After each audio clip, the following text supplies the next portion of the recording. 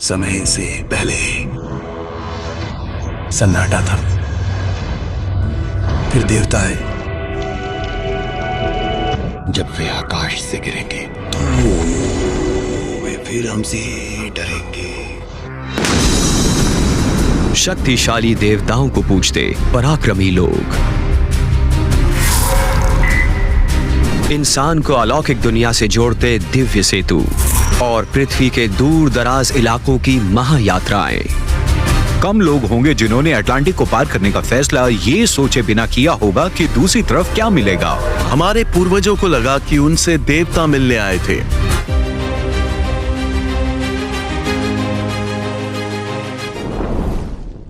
कदीम जमाने में बर्फ से ढके हुए शुमाली मुल्कों में जब रातें लंबी होती थीं और सर्द हवाएं चीखती थीं, वहां एक कौम रहती थी जिसे वाइकिंग कहा जाता था। ये लोग बहादुर भी थे और जंगजू भी, और अपने देवमाला की कहानियों पर बेहद यकीन रखते थे। यही कहानियां आज नॉर्स माइथोलॉजी के नाम से जानी जाती है।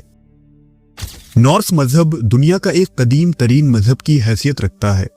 इसके पैरोकार मुख्तलिफ देवी देवताओं की इबादत करते थे, और आज भी यूरोप और डेनमार्क में कुछ लोग ऐसे मौजूद हैं जो इस मजहब की पैरवी करते हैं।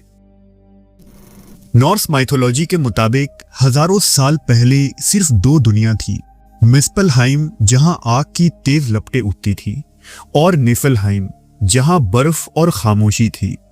इनके बीच एक खाली जगह थी जिसे गिनिन गैप कहते हैं।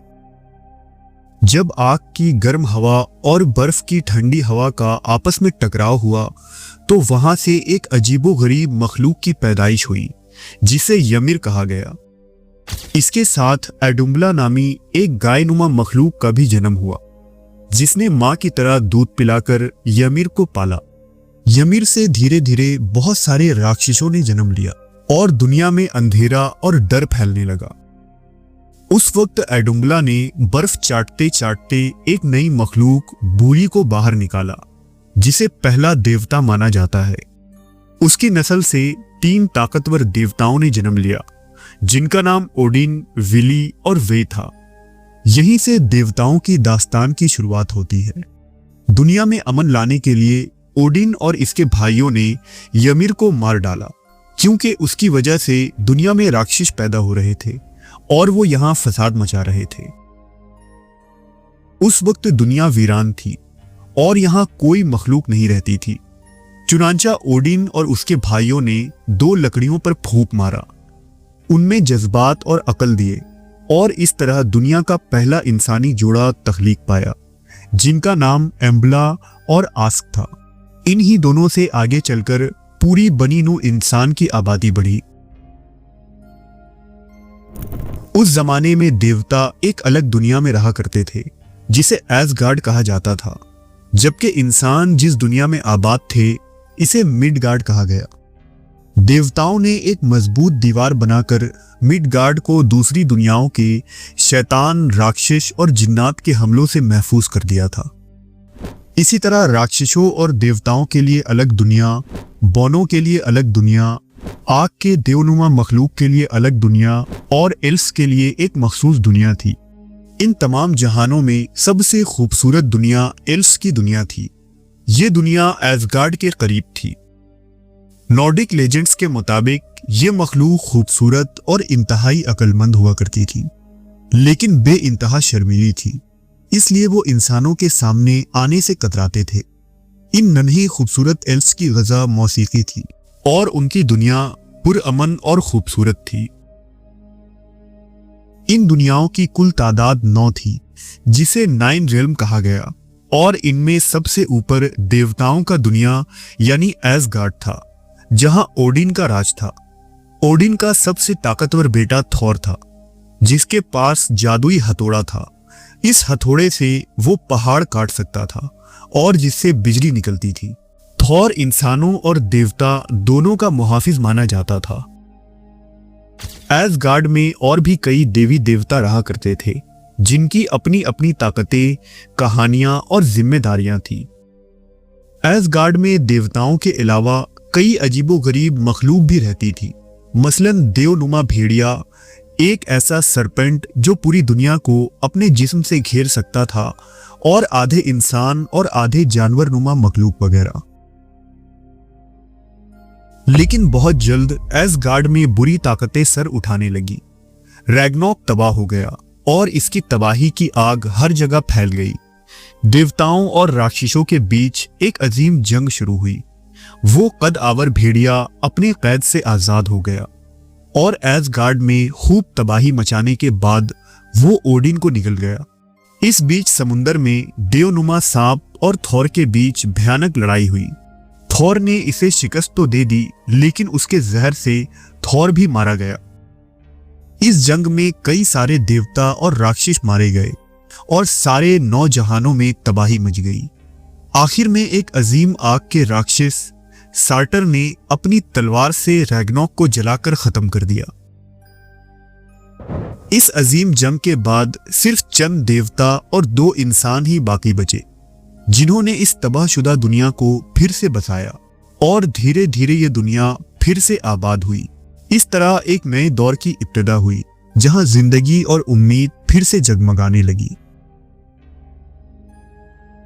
दुनिया के हर मजहब की तरह नॉर्स मजहब में भी इख्तिताम दुनिया और क़यामत के बारे में मुख्तलिफ पेशगोइयां की गई हैं, लेकिन ये सारी पेशगोइयां बाकी मजाहिब की पेशनगोइयों के बनिस्बत काफी हद तक मुख्तलिफ और दिलचस्प है। नॉर्स माइथोलॉजी के मुताबिक इस दुनिया की तबाही के करीब एक सर्दी की लहर आएगी।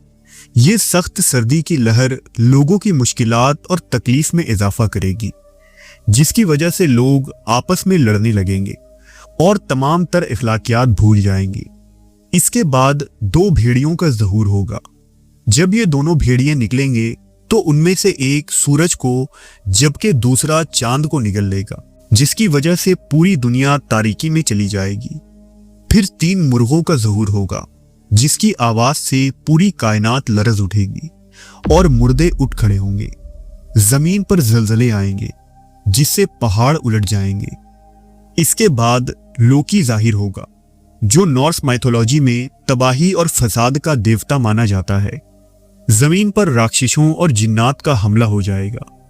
फिर ओडिन और तूफान का देवता थॉर और देगर सुरमाई देवता सुनहरे ज़रा पहने और आलिशान सफेद घोड़ों पर सवार आसमान से नाजिल होंगे और वाइग्रेंट नामी एक मैदान में देवताओं और राक्षसों के बीच अजीम जंग होगी। इस जंग में इस दुनिया का खात्मा हो जाएगा। लेकिन दूसरे मजाहिब की तरह नॉर्स माइथोलॉजी में दुनिया का कभी मुकम्मल खात्मा नहीं होता, बल्कि मौत और जिंदगी का ये चक्कर हमेशा चलता रहता है। यानी हर क़यामत के बाद फिर से एक नई दुनिया की तश्कील होती है। अहद वस्ता में नॉर्स माइथोलॉजी शुमाली बर्फीले इलाकों के कबायली बोलियों में महफूज थी, जो कदीम जर्मनी ज़बान थी। नॉर्स माइथोलॉजी के ज़्यादातर दास्तानें आयरलैंड में तख्लीक की गई और ये काम 13वीं सदी में हुआ, जिसमें नॉर्स माइथोलॉजी की रवायतों, अफसानों और लोक कहानियों को यकजा करके एक लंबी नज़म या शायरी की शक्ल में महफूज किया गया। और ये काम 13वीं सदी में हुआ, जिसमें नॉर्स माइथोलॉजी के रिवायतों और अफसानों को यकजा करके एक लंबी नज़म या शायरी की शक्ल में लिखी गई। इस शायरी को एडिक शायरी कहा जाता है। इसमें देवताओं और मावराई हस्तियों को ऐसे पेश किया गया है कि वो असल में जादू रखने वाले इंसान नुमा मखलूक थे, जो वक्त के साथ खुदाई दर्जे तक पहुंच गए। तारीख में इन नॉर्स देवताओं के पैरोकार जिन इलाकों में आबाद थे, वो नॉर्वे, स्वीडन, आइसलैंड और डेनमार्क जैसे सर्द और बर्फीले शुमाली इलाके थे और इन्हें वाइकिंग्स कहा जाता था। ये लोग तकरीबन 8 से 11वीं सदी ईस्वी तक दुनिया में एक ताकतवर कौम के तौर पर जाने जाते थे, जो समुद्री सफर, जंगी महारत और नई जमीनें दरियाफ्त करने के लिए मशहूर थे। वाइकिंग्स का असल मजहब नॉर्स मजहब था और वो ओडिन, थॉर और लोकी जैसे देवताओं की इबादत किया करते थे। ये लोग सर्दियों में यूले नामी एक त्यौहार मनाते और खूब मशरूब पीते। ब्लॉट नामी रस्म के अंदर देवताओं के नाम पर कुर्बानियां देते और दुआएं मांगते। 10वीं सदी ईस्वी में उन्होंने यूरोप के कई ममालिक पर हमला कर दिया और यूरोप के साहली इलाकों को कब्रिस्तान में बदल दिया। वाइकिंग सिर्फ यूरोप तक ही महदूद नहीं रहे, बल्कि मुस्लिम स्पेन, तुर्की और अरब इलाकों तक भी पहुंचे।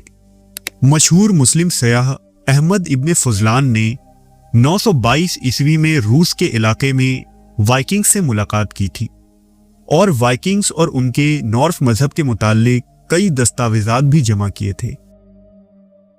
11वीं सदी के बाद कुछ वाइकिंग्स ईसाईयत की तरफ जाने लगे, जबकि कुछ वाइकिंग्स पर इस्लामी तमद्दुन का असर हुआ और वो मुसलमान होने लगे। इस तरह सर्द इलाकों के वो लोग जो बेशुमार देवी देवताओं पर यकीन रखते थे और बर्बरियत की जिंदगी गुजारते थे, अब इनके दिल तौहीद की रोशनी से मुनव्वर हो गए और यूरोप फतह करने वाले इन वाइकिंग्स को इस्लाम ने फतह कर लिया।